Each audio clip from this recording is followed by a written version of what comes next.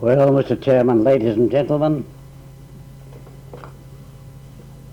I'm glad to be here again. Glad to survive another year, of course. Your chairman described it as a daunting subject. I've said that to myself. It's my own fault. Why on earth did I choose a subject like this? It's given me a great deal of worrisome thought. How on earth can I talk about it in what I hope will not be much over an hour? I'd like to give a course of lectures on it, a term of lectures. Anyway, the place of history in the education of humans. These are the most rapidly changing centuries, decades. This is the most rapidly changing decade, century, the whole of human history and prehistory. If we don't know where we've come from, how the devil can we know where we're heading? We're caught up in caught up in changes we can't control. It's time we understood them better. I've been told that when I talk like this, I sound as though I'm preaching. So I better tell you the texts for tonight's sermon. One is from Confucius, about 500 A.D. Now, lots of things have been attributed to Confucius. I'm sure he didn't say all of them, but he could well have said this one. This is text number 1. The wise man learns from the experience of others. And history, of course, however imperfect a record, is a record of the experience of others.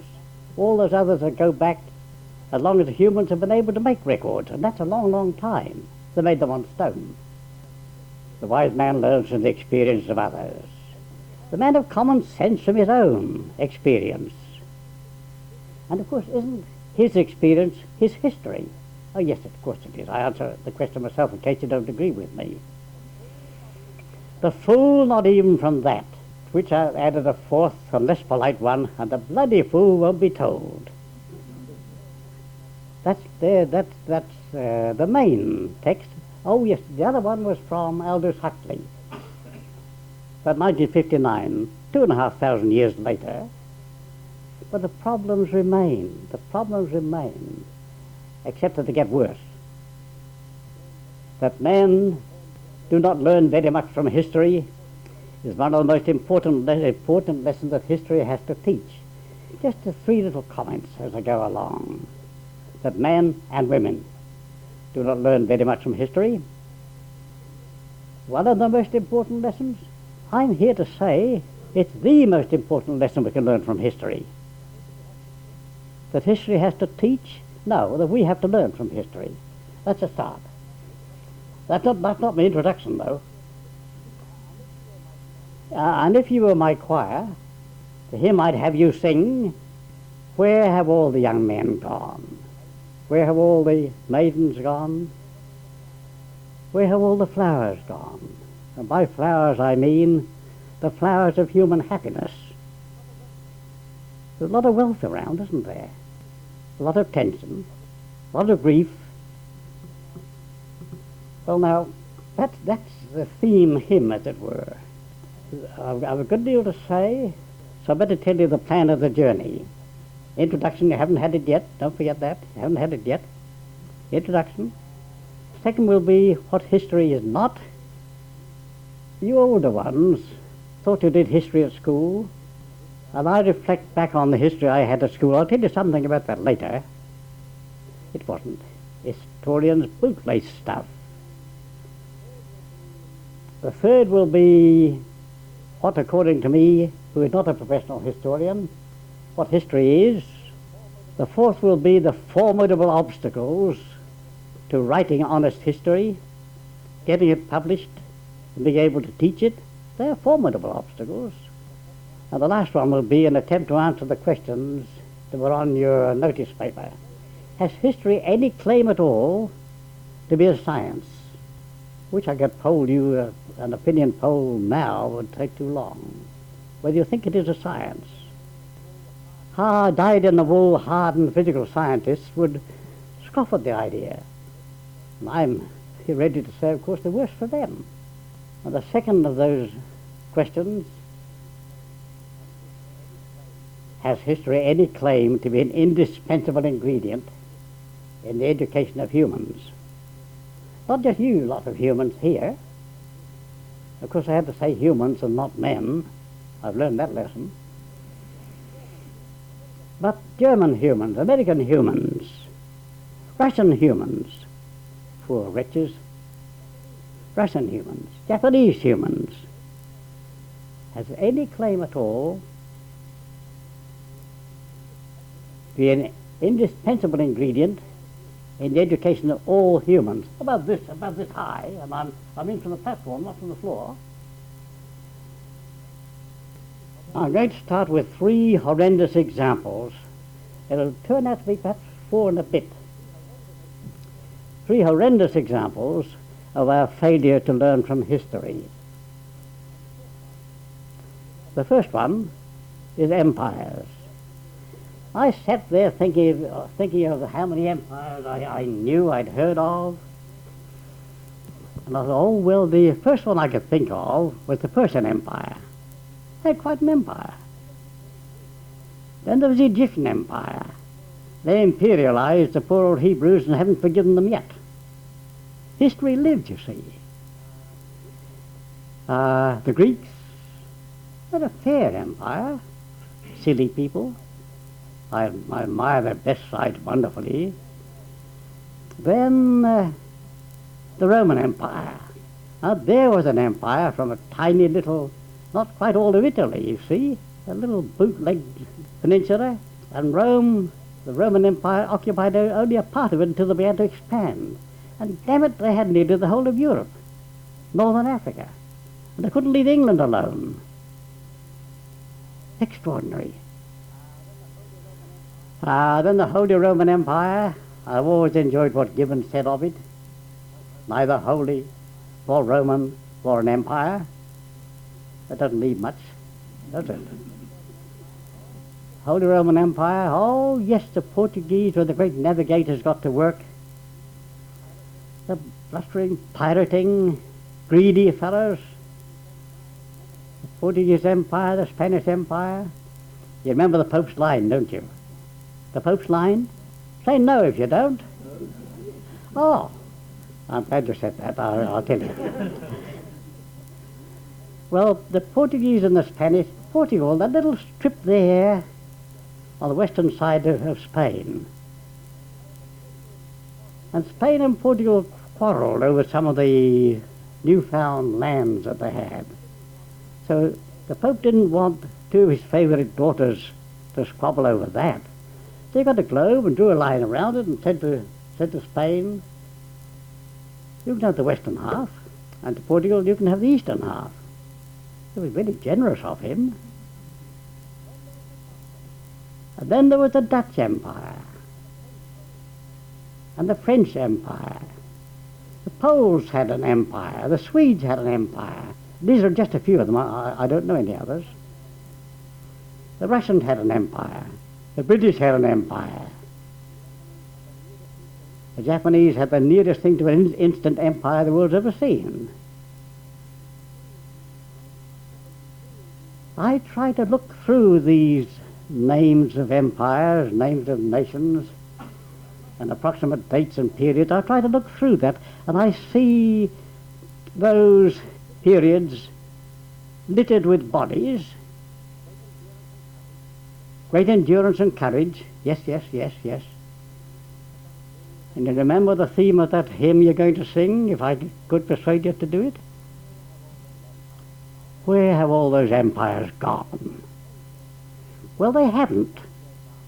They merely changed their garments, and we have something that is not so bloody, I speaking literally, but far too powerful.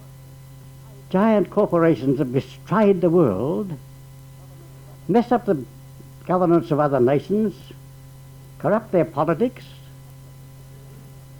That's where those empires have gone. And it's time we were more sensitive to the appalling costs of those. Because some of them, I'll name just 2. Oh no, I might name a few more. Pharmaceutical corporations, giants, nosing into every country they can get hold of, persuading people, conning them, simple-minded people. Tobacco, again, giant empires, soft drinks. Oh, Lord. I spent a couple of years in Thailand a long time ago. And the Cold War that was on there was between Pepsi and Cola. And whoever could corrupt the nearest minister, that was the drink just got served in any of his offices. But of course the real Bobby Dazzlers of empire builders who do corrupt nations and whose activities do lead to wars, one quite recent one, oil. I am not talking about those hardy practical men, counting the geologists too, marvelous people, the drillers. I'm talking about the businessmen, the boards of directors who've got no conscience when it comes to, let me give you one example. One of the principal causes of the war over Kuwait was control the best deep sea port within some distance in the Gulf. Bad luck to have oil on a deep sea port, because you'll get fought over, you see. My third example would be recessions.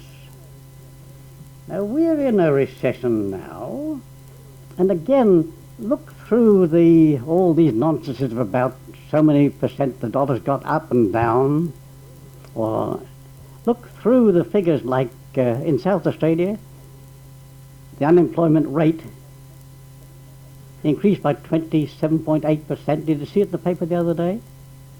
27.8% in 14 months. And we need imagination to look at what unemployment means to our youngsters. It's our youngsters I think of. And I think of my great-grandchildren too. They're not old enough to be unemployed yet, but they might well be. I look at the lost homes, the evictions from farms, bankruptcies.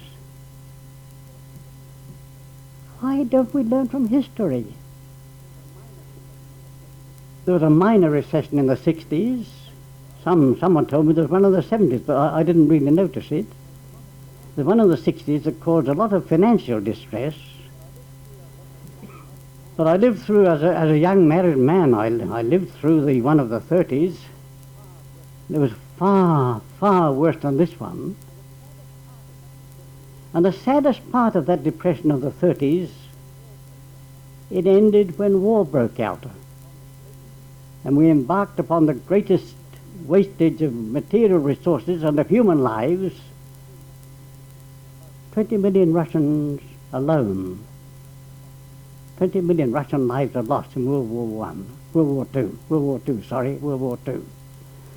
They're falling costs.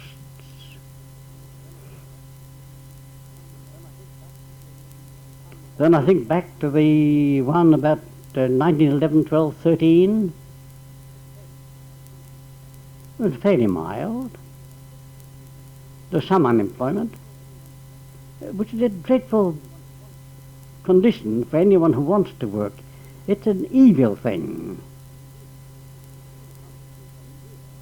We see the consequences of it here if we heed them, not just know them, heed them.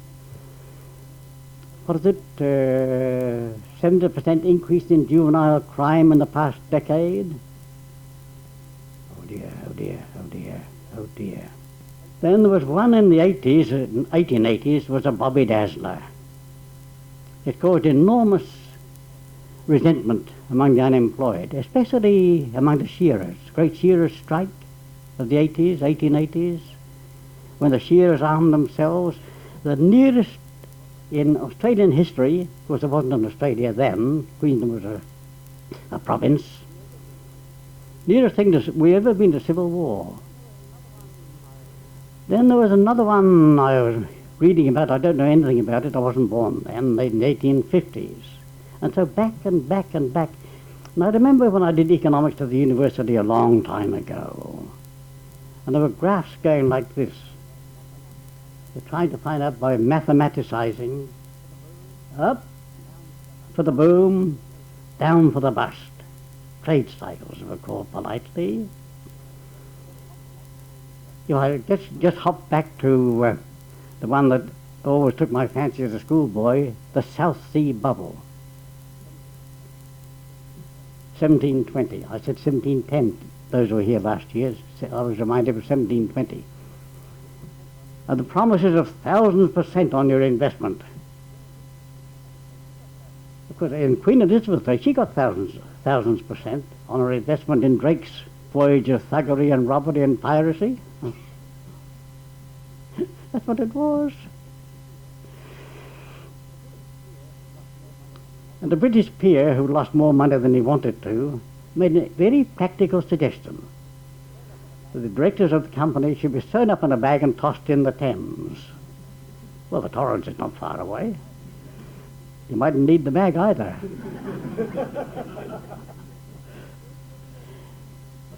When will we ever learn? When will we ever learn? So much human wretchedness, so much corruptness. And I thought of, who's that chap, the multimillionaire, Trump, is it? With his junk bonds? Now that's what the South Sea Company directors were selling, junk bonds. And 272 years later, they're still selling junk bonds.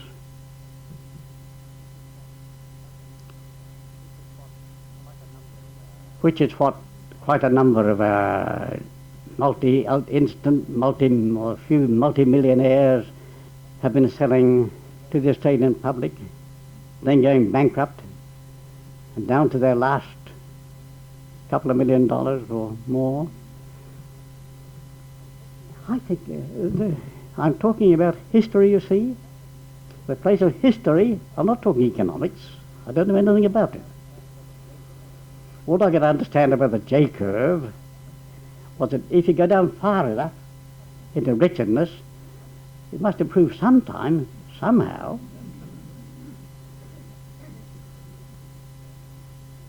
The wise man learns from the experience of others. South Sea. Man of common sense from his own.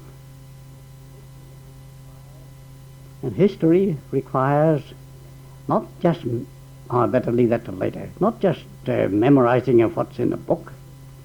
It requires attention to the life we're living now and its activities, good, bad and indifferent, especially the bad ones. My third one is arms and wars, and this one fascinates me. Because you see, I was at high school throughout World War I.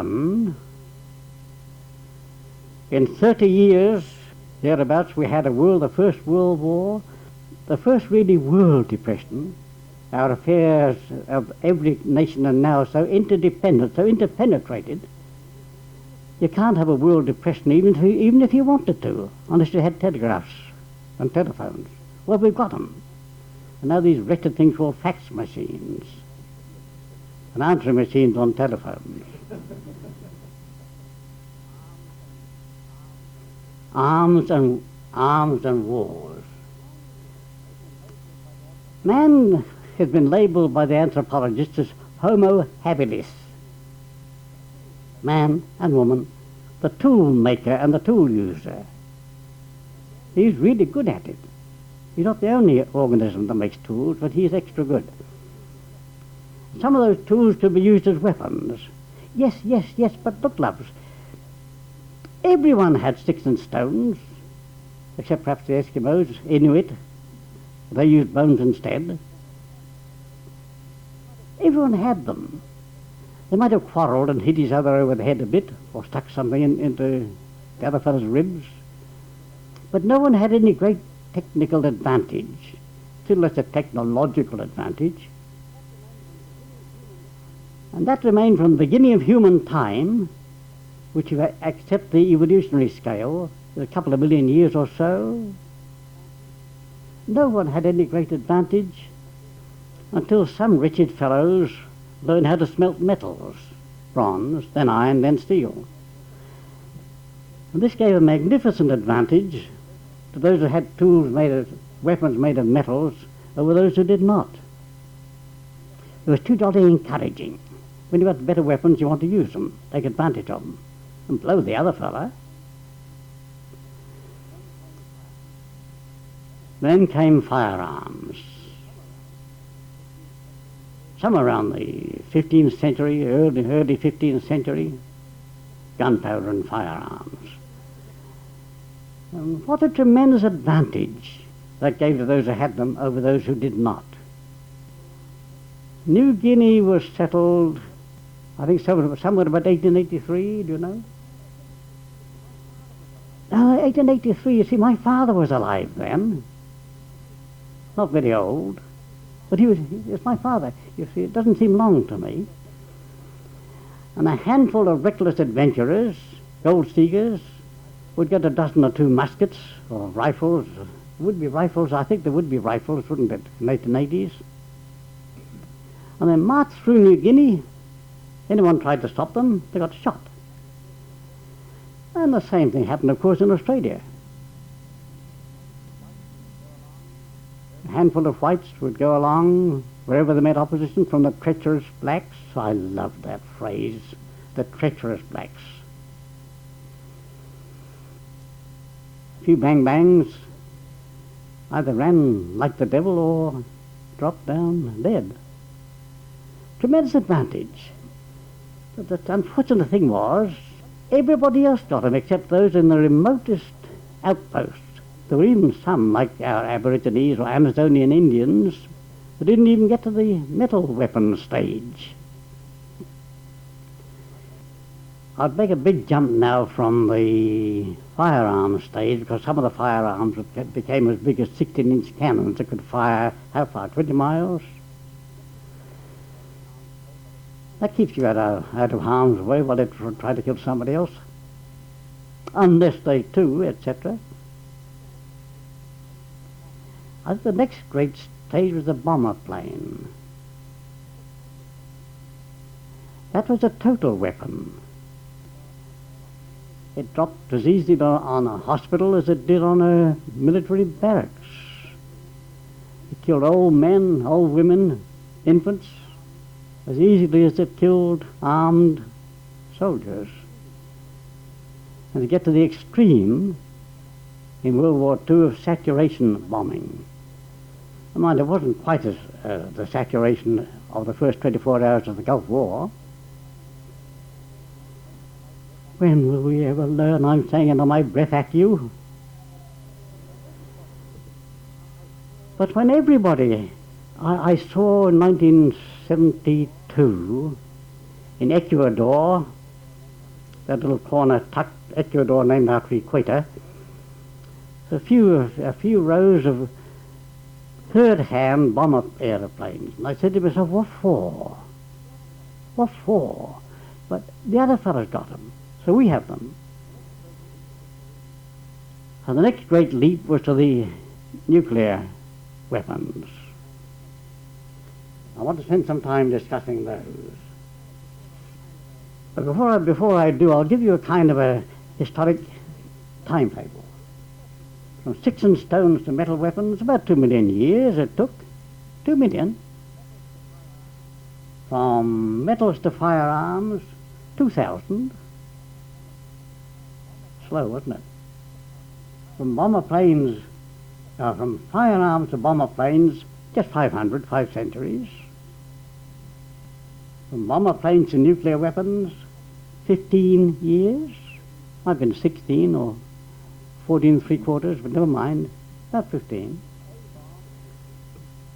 From A-bombs, the ones that dropped on Hiroshima and Nagasaki, to H-bombs, about 8. And my note here says, ain't progress wonderful? I'm talking history all this time, you know, not commenting on the world of affairs. What's next? There was a good ABS2 program on a while ago. The little snippet in the program said, I quote, "After Desert Storm, the Gulf War has raised important questions about how future wars will be fought and what kinds of weapons will be used. If I had enough hair to tear out, I'd tear it out. You know, when will we ever learn? Here I'm taking you from sticks and stones a couple of million years ago to this mad, increasingly mad gallop. Let me give you a few facts and figures. 1945, there were 2 bombs, and they were both exploded, and then there were none. Only one country had the capacity to make them. You see the same lunatic progression, the lesson that history can teach us.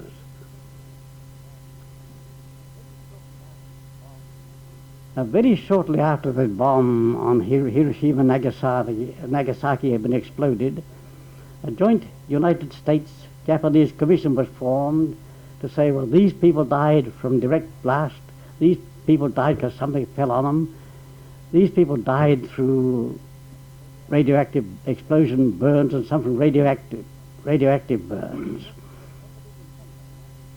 They worked from September to December in 1945. There's 2 top teams of top Japanese American scientists.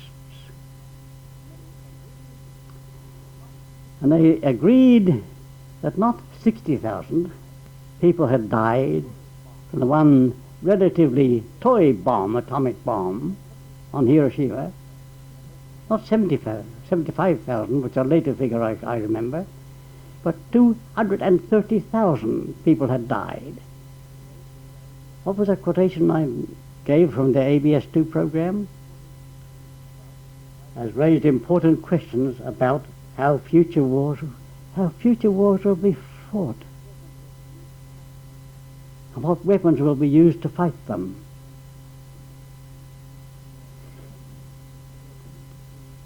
When will we learn from the record that's there? The leader of the Hiroshima team, an American named Professor Colonel Avril Leboff, his book was published in 1985. And he gave the figures as to the number of bombs in the world in 1985. It's generally agreed anyway. I've seen it in several places, it's accepted. Between 50 and 60,000 nuclear weapons in the world. And he points out that 5% of them, 1/20th of them, is enough to destroy every city in the world. Oh my God. The 30% of them that go bang, bang, bang, bang, bang, bang, bang, 30% of 3 out of every 10 would devastate the biosphere. In 1985, he says, there were 8 nations which had them, but whereas, 8 nations had them, but 12 nations had the capability to make them. Well, we're hearing a good deal about Iraq, Iran, and now North Korea. By the way, that happened yesterday, so I'm still talking history. It happened yesterday, it's not in my immediate present. Then I saw an article, 8 nations had them, 12 with the capability. Now, in the Advertiser a couple of weeks ago, did you see that quoting Jane's Defense Weekly? Did you see it? Jane's Defense Weekly is the world authority on who has what kind of weapons and how many of them. It's accepted, I think, as the authority. And according to Jane's, whereas in 1885, that's 7 years ago, there were 12 nations had the capability of making them, it's now 40 to 45, said Jane's. 40 to 45. What's it going to be like for my great-grandchildren are 40? Will there be 100 nations with atomic weapons? Well, everybody else is getting them. That's what's being said by the Russian independent states to each other, isn't it? The old Russian headquarters had the lot, control of the lot. Azerbaijan says, my neighbour's got some, where's my share? did I see the other day? I find these things hard to believe myself, and I'm ready to believe a good many things about arms and weapons. Somebody had, Russia had a 58 megaton bomb. Tell me, please, what's a megaton? What's a megaton? Jeffrey? Is it 1,000 or a million? A million? I can't. I try so hard when I hear figures about numbers, quantities. A bomb with the explosive power of 58 million tons of TNT. How many 100,000 10 liners would it take to transport that? One. And of course, we hear about anti-proliferation treaties. Now, the logic of this is absurd. The facts are absurd. Where did a treaty stop anybody, any ambitious nation, from having its own way? It reminds me of what I came across the other day when I was looking at firearms. Henry V, whom Shakespeare wrote so magnificently, but probably not very accurately about, forbade the export of gunpowder except under license. I thought of all the facades about the licensing of the export of uranium, and we don't know where it goes. All the prohibitions in America and other countries against the export of the technological know-how. I thought of Sam Goldwyn too, rather, no, not irrelevantly, certainly not irreverently. Sam Goldwyn said of verbal agreements, I'm talking about anti-proliferation treaties, not worth the paper they're written on.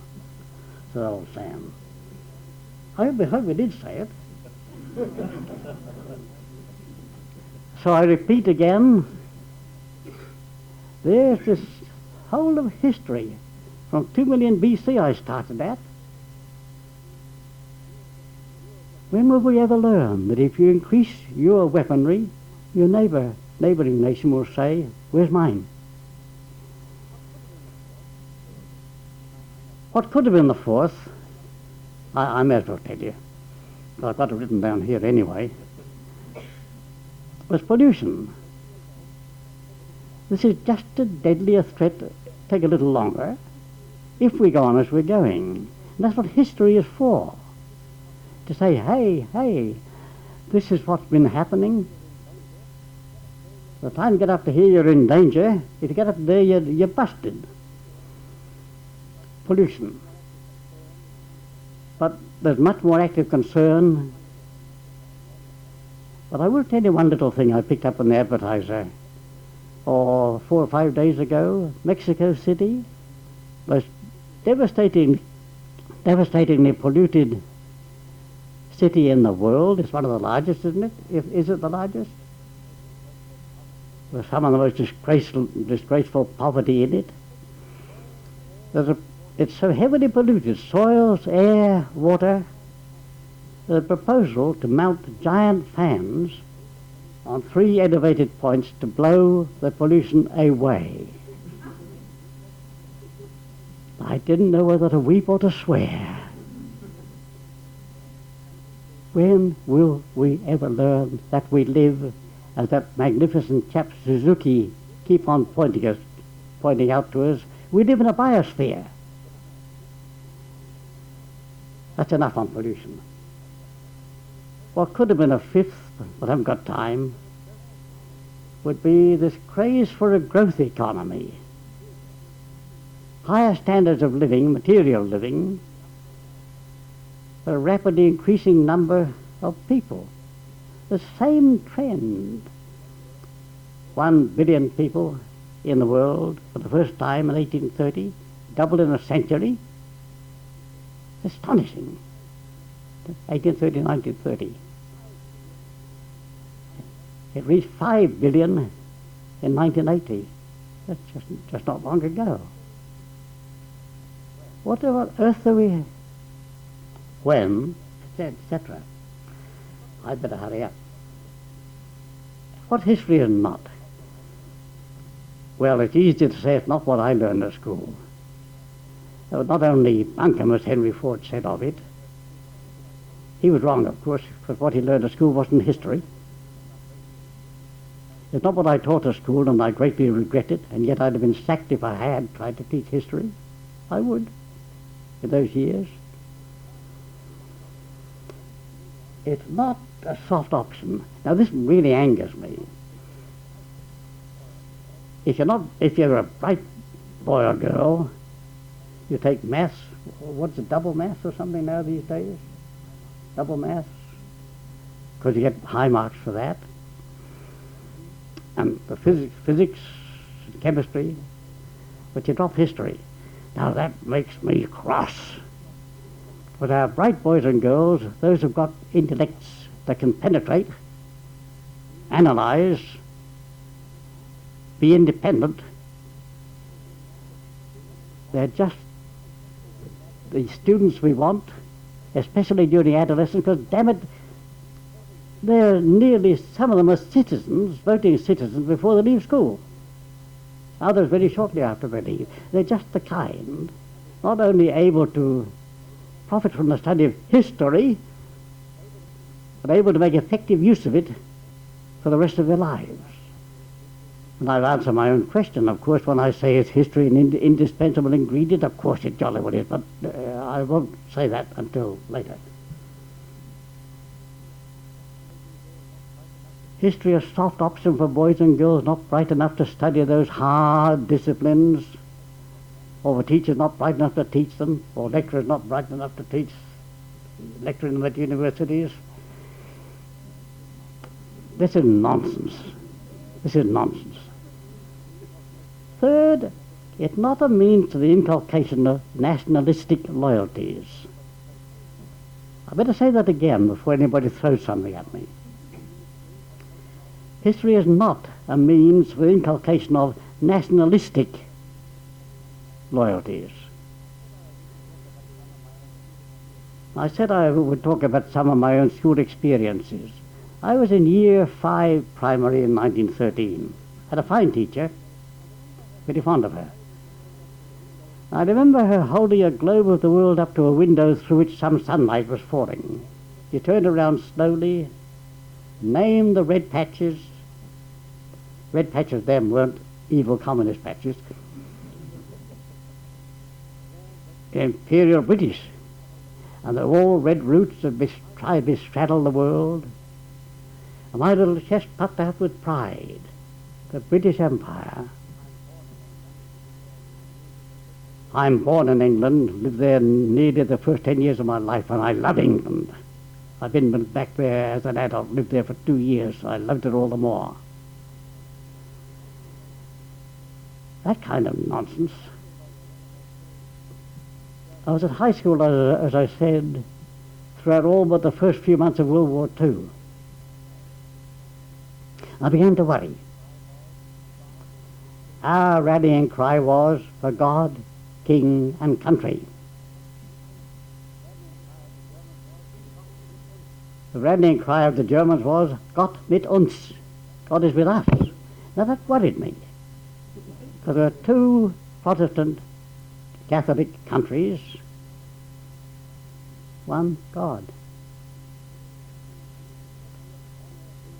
The English were singing Rule Britannia, Britannia rule the seas, all of them. The Germans are saying Deutschland, Deutschland über alles. Germany over everybody else. Of course, the French got in earlier still, in that magnificent national anthem of theirs. Mighty nations march neath thy banners. Well, why the devil should they? And you see, there was an empire indeed when Napoleon, he must have been a brilliant general,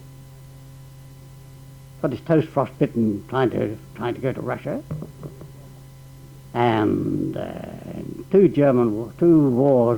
world wars, Germany did the same. When will these damn generals ever learn?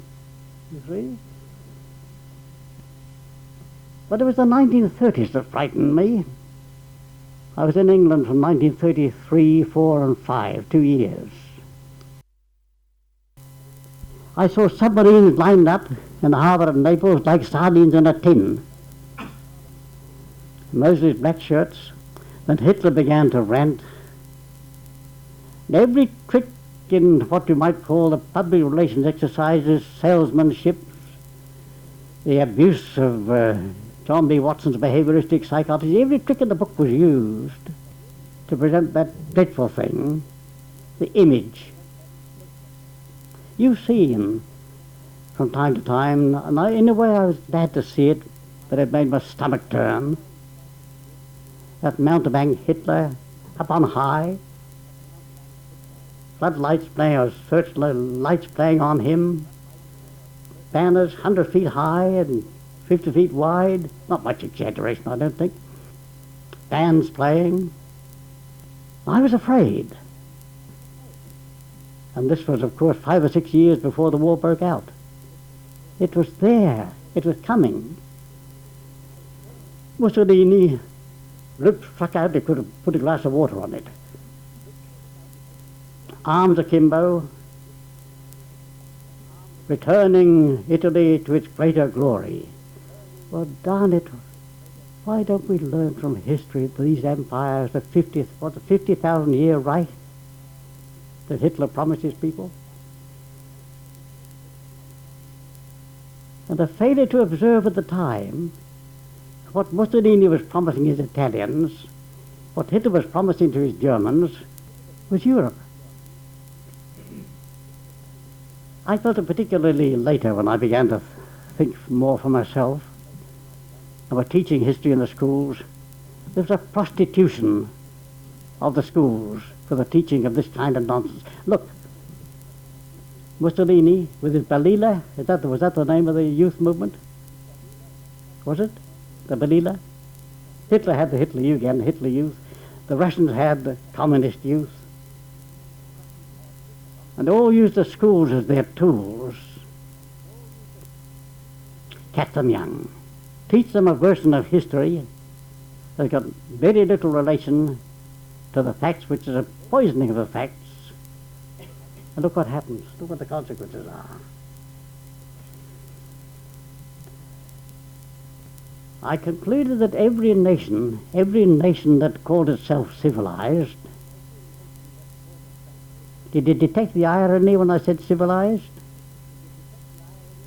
We've some way to go yet. Had its own jingoism. Jingoism. We don't want to fight, but by jingo if we do, we've got the ships, we've got the men, we've got the money too, and the Russians shall not have Constantinople. No extra charge, by the way, for this, being sung at. The Crimean War, 1853-1856.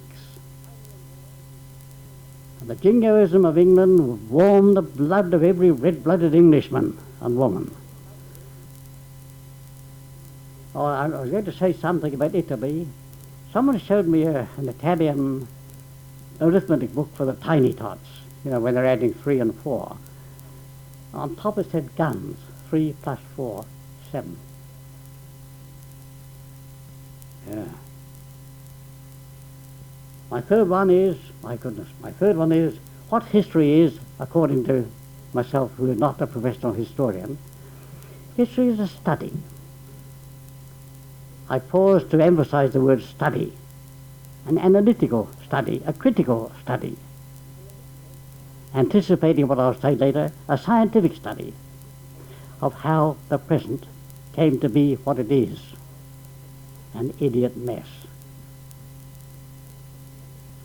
A study of how the present came to be what it is for the now very urgent purpose that the future be less nasty than it now seems likely to be. I call it an idiot mess, not because it's all bad. It's far from bad. If I had time, I'd tell you the number of things, magnificent achievements that have happened in my lifetime. I didn't have much to do with them, and never mind. And magnificent achievements, and sheer idiocies and wickednesses Wickedness is like these corporate empires that are ruling our politics, corrupting our governments. Spectacular technological, scientific, technological and technical achievements, when I survey them thoughtfully and reflect on them, some of them are spectacularly wonderful, some spectacularly silly, and some spectacularly dangerous. When technologists get into their little technological corners, they need a dose of history every night before going to sleep to warn them against some of the clever things. Now I turn to the formidable obstacles to the honest thinking of history, writing of history, the publication of history, and the teaching of history. Now they are very formidable indeed. We're not used to honesty in history. There's been little honesty in history ever since history began. It's been one-eyed, partisan, biased, and more recently, willfully corrupted. Ministers of propaganda. My God, ministers of propaganda. That wretched activity the CIA is splendidly efficient at. They call it disinformation. Information is good, of course. We need it to have the stuff to think about, think with. Misinformation can be in plain mistake. I make lots of them. But disinformation means deliberate, willful corrupting of the facts. I think CIA is rather better at it, more skillful at it than KGB was. They were naive, that lot. Well, the formidable obstacles, I'll begin with one, is the nature of the data. Chemists and physicists haven't got it made compared to the historians. Oh, for oxygen, if Adam had known it, he was breathing it, but he didn't know. H2O is H2O, still is, still will be. But the facts of history, facts needed by historians, well, there weren't any tape decks, no tape decks, no discs. There were so few records, and they themselves are so often biased and more lately willfully corrupted. Poor old historian, when he carries out his research, he has a hard time of it. The second one is how to get ready general access to honest statements of what has happened and why it happened and who did what. Get ready general access. Would you think it reasonable to say that about 95%, or would you think it might be higher? Get our background information, analyses, commentaries, interpretations, references to the past from the mass media? 95% too high? I don't think it is. Well, how well do the mass media serve us? I'd better be temperate. I speak only 3/8 as strongly as I really feel. They don't serve us very well. Now, how's that for moderation? They don't serve us very well. It isn't that they lie.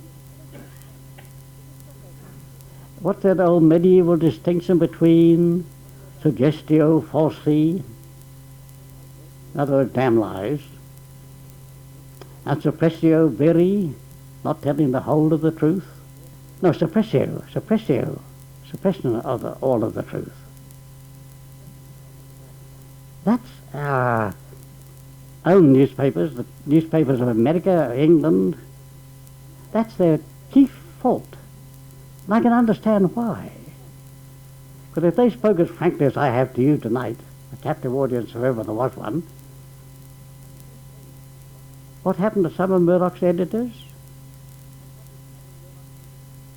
I'll say something more about that directly. But we're in the greatest dilemma. You see, the great need for people who want to think, want to arrive at an independent judgment, the great need is for accurate information. What's the truth about the Gulf War? I'd be willing to have a bet with you, not a very big one, there's too many of you. If you took me on, it took me on. within 10 years' time, probably less, you're going to get some very honest book or two or three about the Gulf War. The most effectively and disgracefully censored war of any of the wars, the 200 that have been fought since World War II. Since World War II.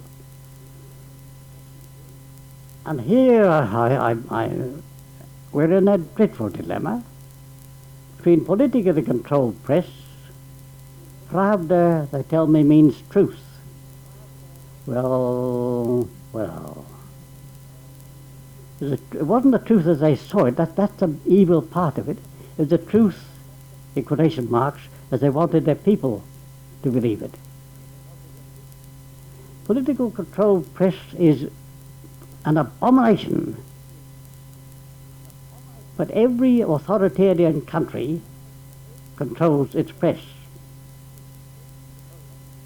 From Russia, I saw just a few days ago in the Advertiser, Chinese editor, 4 years jail. I don't know what for, but one can guess. On the other hand, we've got the so-called free press. Did you know that once upon a time Adelaide had 3 morning papers? Well, there was a little difference in the slant, I'm using that word wickedly, slant, given to the news. We have one. It's in the same stable as the afternoon paper. I'll make no comment on the quality of that one. Mr. Murdoch was over here a few years ago.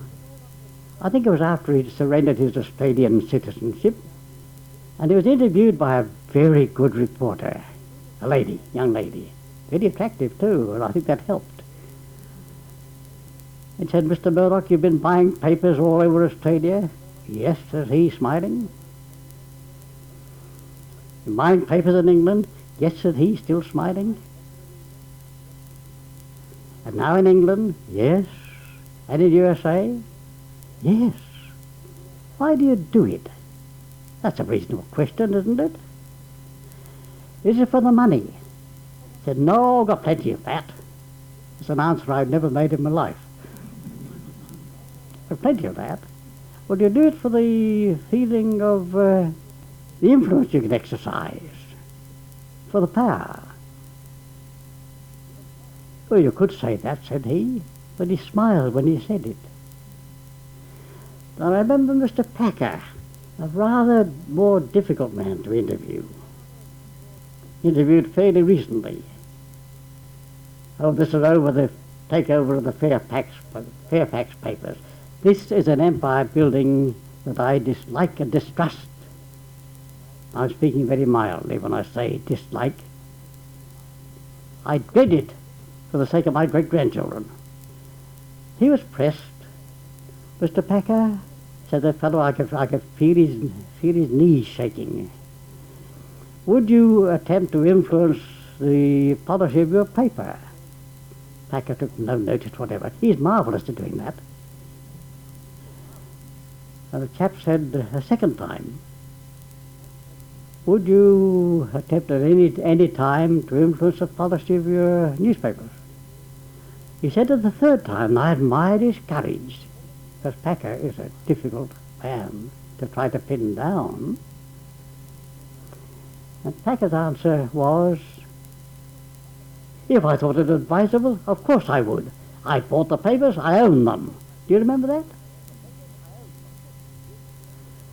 Which reminded me, the way he said it and the style of it, what Pierre Trudeau said, somewhere about 1970. Pierre Trudeau, Prime Minister of Canada, at a time when USA was moving in toward its commercial and even political activities, its oil, its paper mills, its timber. "What does it feel like to have so powerful a neighbour?" he was asked. And a very simple answer, a charming answer in a way: "Have you ever slept with an elephant?" In relation to that, to what I've said before about a newspaper magnate, is entirely coincidental, accidental. I think in Nicaragua, the lopsidedness of the reporting on Nicaragua. I came across a splendid book by Leslie Coburn, a top journalist for CBS, she, a lady. And in that book, she gave something of the history, no, not something, a good deal of the history of U.S.-Nicaraguan relations. U.S. invasions of Nicaragua.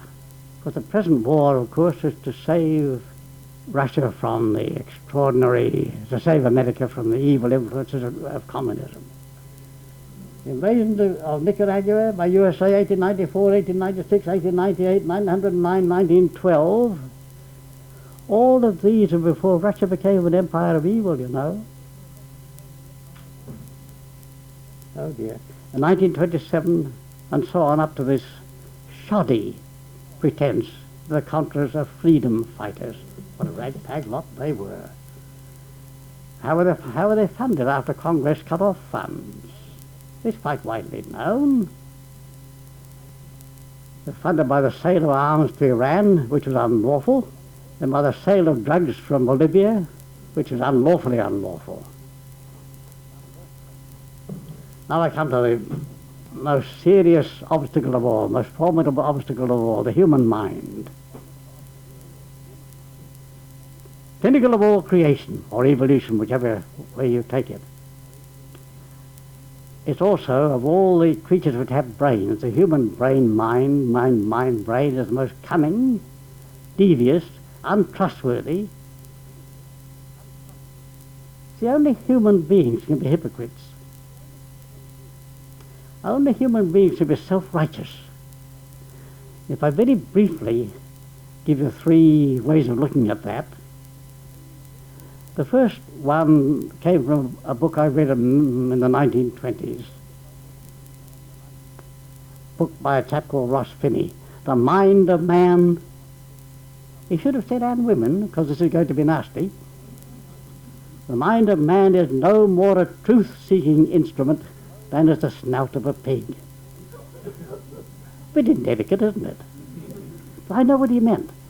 Now Freud put it more elegantly. There's the id, a can of seething worms, wants and lusts, no conscience. It wants. Prepared to use ego, the everyday self, the self you're going to go to work with, prepared to use ego to get what it wants out of life.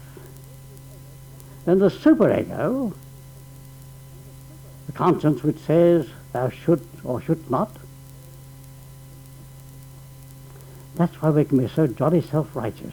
But I like better still, a chap named H. Chandler Elliott spoke of the brains of man.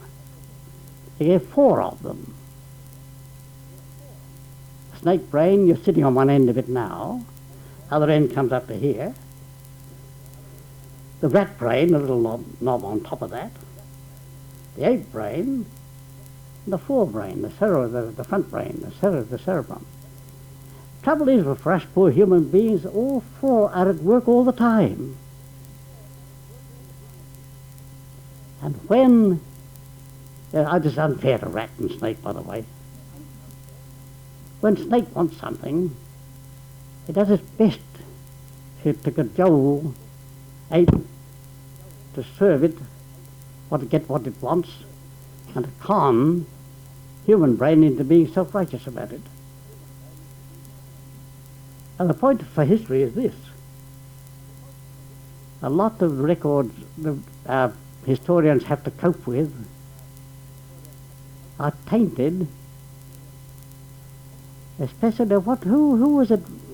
There's a poem, what is it, the Vicar of Wakefield, the Vicar of Bray, whose bread I eat, his song I sing.